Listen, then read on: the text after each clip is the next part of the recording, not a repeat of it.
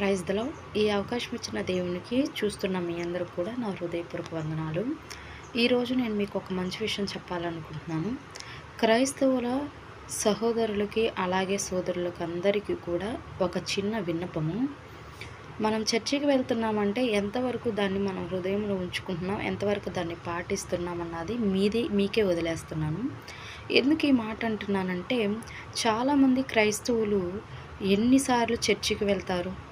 నాకు కామెంట్ సెక్షన్లో కామెంట్ చేయండి. ఎన్నిసార్లు చర్చికి వెళ్తారు అన్నదని మీకు తెలిస్తే కామెంట్ సెక్షన్లో కామెంట్ చేయండి.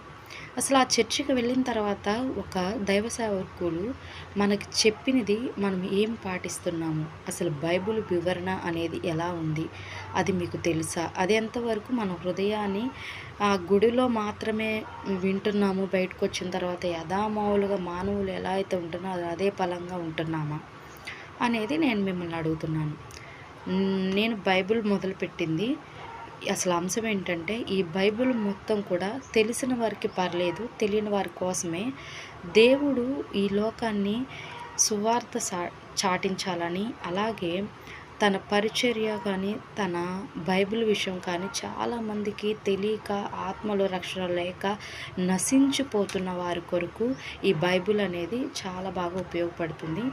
చాలామంది ఆదరణ కొరకు, అలాగే ఎవరికి చెప్పుకోలేని స్థితి నుండి, లేకపోతే ఎవరి పరిస్థితి